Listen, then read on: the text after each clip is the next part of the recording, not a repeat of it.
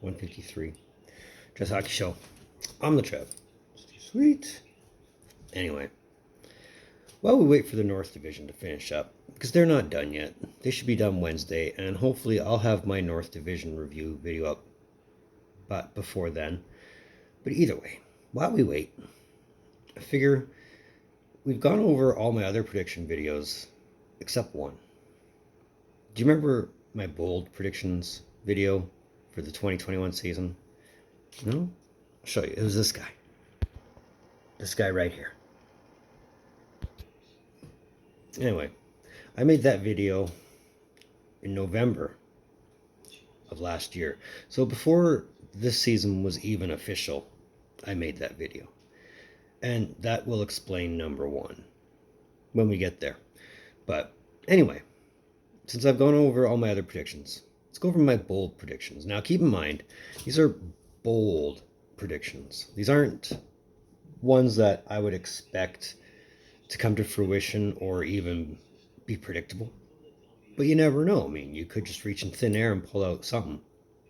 So, having said all that, let's go over, maybe even watch along if you want, to my 10 bold predictions for the 2021 season.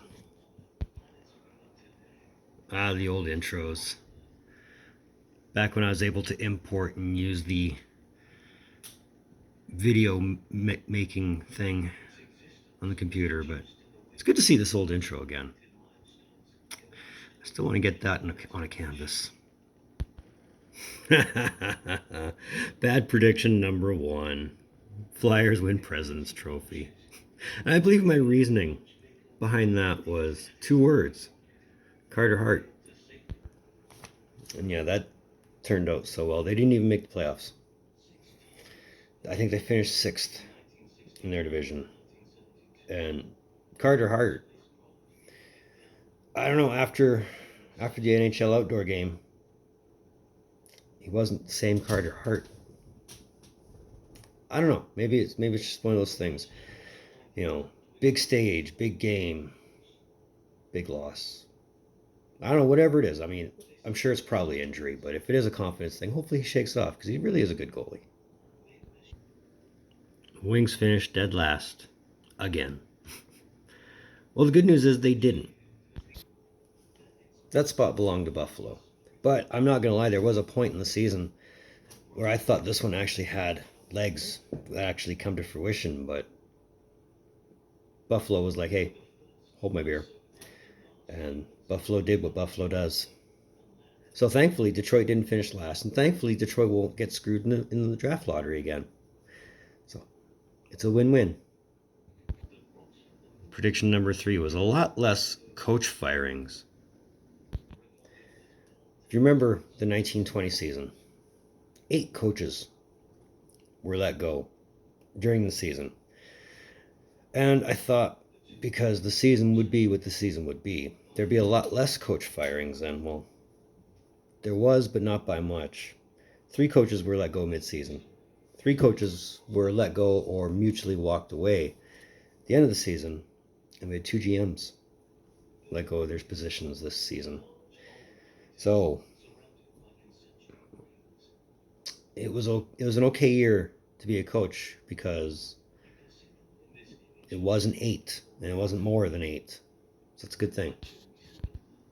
And deadline day was going to be a slow one. It wasn't. It was in the sense the bigger deals were made the day before deadline day. They just weren't announced till deadline day. But Anthony Mantha getting traded to Washington was a pretty big deal.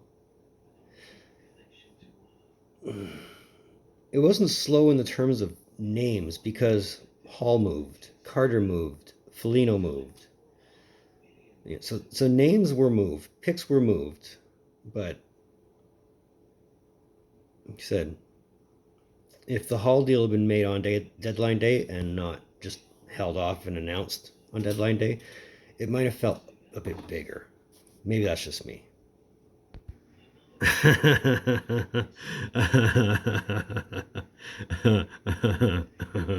No. Well, can't be right all the time. My thought process was simple. It was Toronto. They're the overhyped machine of being overhyped, and not only did they make the playoffs, they won the North Division. So, spank my ass and call me bitch. There's the ultimate pipe dream. Every year, for me anyway. Every season, I always want to see somebody, I don't care who, somebody, score 50 goals in 50 games. That is such an elite cast of characters of who's who, and to see somebody else in that group would be nice. But I don't mean, it could happen one day, it could happen one year. But until then, it's going to be my pipe dream. I do remember, and I said this in the Matthews Richard video, they were talking about Matthews doing it this season, but as the games rolled on, he scored less. It wasn't going to happen, but it would have been nice, especially with the schedule, with being what the schedule was. I get the feeling that maybe I should have just went complete opposites on the 50-50 and the no 100-point guys. Hear me out. With reduced schedules, it's very hard to get 100 points in a season. Like, look at the last shortened season. I mean, yeah, it was 60-some games, but Draisaitl won the league with, 80 points? McDavid did 100 and, was it 105 was his final total in 56 games. So next time I just won't say no 100-point scorers. Next time I'll just say one. Especially if McDavid is playing in the next shortened season. I think it's fair to say he'll be a nominee, but McKinnon and Hart in the same sentence this season, I'm going to go out on a limb and say no. If McKinnon's name was McDavid, yes, but not McKinnon. And this is the point where this video ages itself. As I said in the beginning, the original video for this was made in November, before season was even declared, before a ratification to the CBA was made, and the NHL and the PA actually came to an agreement on things. Before everything was said and done and finalized, all the T's were crossed, all the I's were dotted, and everything was good to go. I was totally under the impression there'd be no season at all. And I'm never the biggest fan of that threat, ever, because we've already had one black eye this century as far as the NHL is concerned. Let's not have another one. And I mean, I know it's circumstances beyond their control, but yeah, no, it would have just been a bad thing to see them not playing at all. So that was a review of my 10 bold predictions.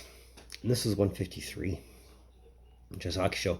Don't think I don't appreciate the gesture of you tuning in, especially if you're here. You're doing us both favors. So I appreciate that. While you're here, though, complete the journey. Hit that like button. Hit that red button. We're making movement. So let's keep this movement going. Let's keep the ball rolling while we're at it. All my socials, they're in the description down below. Moving forward, like I said, I want to get that North Division video done and out of my hair. That way I don't have to worry about it. But it's based on them at this point. I'm not going to rush it. I at least want to get accurate before I get to filming. But other than that, in between time, be looking for more videos from the Trev. Data.